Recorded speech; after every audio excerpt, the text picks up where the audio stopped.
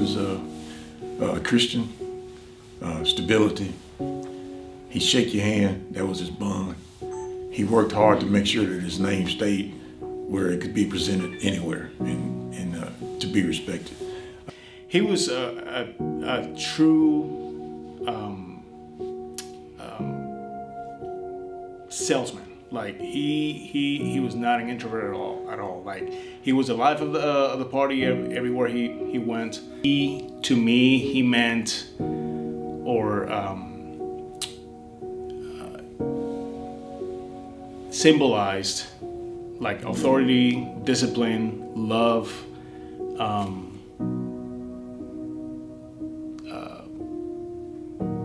Yeah, I just that's how I can describe him, like with all those traits.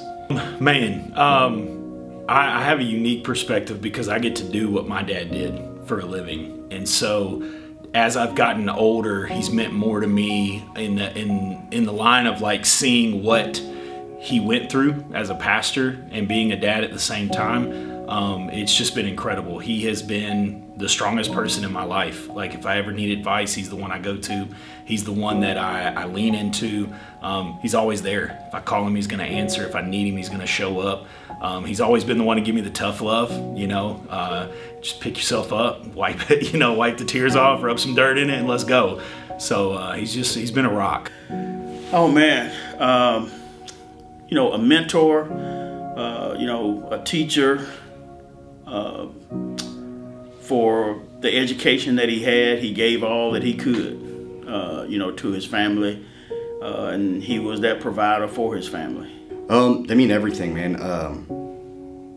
Between all of those hardships and different times in my life, they've all been there for key moments to be there for me in that father figure role that I needed, whether it was discipline, which is a huge one, or just guidance and mentorship as far as becoming a young man, playing sports, keeping me out of trouble and getting me hooked up with people they knew so I could get jobs to help my mom pay for stuff when she was going through tough times.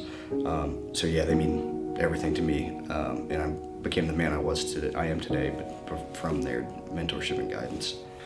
Well, the story that he told me was that he used to work as a construction man. So that's why he went over there, and he was good with his hands, with pretty much everything. And one day his boss started screaming. It's like, why aren't you there helping out? And why aren't you doing this? And why aren't you doing that? And he's like, you know what? I'll be right back. He left, never came back. And then I asked, how was he able to go back to Puerto Rico with no money? Well, he asked for a loan from one of his friends and never paid back. Like, that's the money that he used and went back, and that's it. Like that to me kind of like it is the crazy story that I've heard. I think probably the one that you know, we hear a lot about is him and his brother. They were, you know, he had two older brothers or three older brothers, and you know, they went off to war, Korean War, I think, and World War II, and my dad and Thomas, his brother, the baby boy, they you know, were left, you know, here, and they had a way of getting into things, and whether it was being in places they shouldn't have been. Early on, they were fortunate enough to have vehicles when other families didn't, and so whether that was being mischievous or like I said, chasing the girls just because they had a car, they took advantage of that. There's something I experienced with him. Most people go, really? My dad was a farmer, and he drove a school bus. And when harvest season started, he grew a lot of soybeans, and so he'd get in the field during the day, cut the soybeans, fill up two big dump trucks, and head to Memphis, down at a place called Continental Grain Company on 2nd Street. He would drive one truck, and I would drive the other one. I was in the 8th grade. So that was my dad. He taught me well, and I knew how to do it, and he trusted me. So we got it done. I've got a couple. My Papa Raj, this is my mom's dad. He's big softball. He's a judge, so he plays on police league teams and a lot of just random men's softball teams. And he's, I believe, in his late 60s, early 70s now. He still plays like in Sunday league and stuff like that. So I was on their team. He recruited the young one out of high school baseball to play on his team. And I thought it was to play on his team, but it was really to introduce me to and get to meet a business owner that owned a roofing company when I was like 14, turning 15. So I went out there, was playing softball and meeting these guys. And then one day he was like, well, you should really help your mom out. And by the way, I know these guys, this guy. And next thing you know, I was on job sites and doing construction and roofing at 14 and then 15 years old, which I continued to do till I got in the military, which I mean is a good growing moment and a maturity thing. But yeah, at the time, at 14, I was like, oh, I thought we were just playing softball here. Like, I didn't know I was doing job interviews or meeting these people so I could network for my next job. But I think that really kind of describes my relationship with my grandfathers. And my Uncle Mike, they always did stuff like that. Whether it was, driving from Ohio to Georgia to help us pack up U-Hauls and move back in the middle of the night, or it was, hey, mom's struggling or you're struggling in school, why don't you get a job with this person because I know their character and I know what church they go to and I know how they are as men, so that they knew when I went to work I was being mentored and led by godly men. Wow, a favorite one. For me, I always love hearing sports stories about Dad.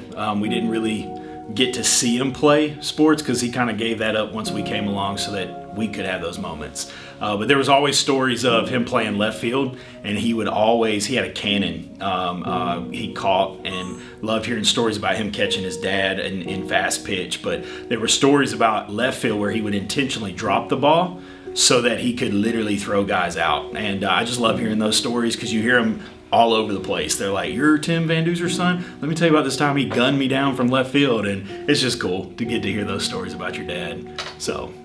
The first thing is, I love you. I mean, I really honestly believe, I know what I meant to him, and but I really wanted him to know what he meant to me. When I played basketball at Christian Brothers College, we would. I remember one night we were playing in the regional, and we played against a school called Carson Newman that was up around Bristol, Tennessee. And I was sitting up. We were watching the game prior to ours, and I was sitting up there in the bleachers with the team, and I looked, and there came my dad to watch the game in Bristol, Tennessee. And it just really,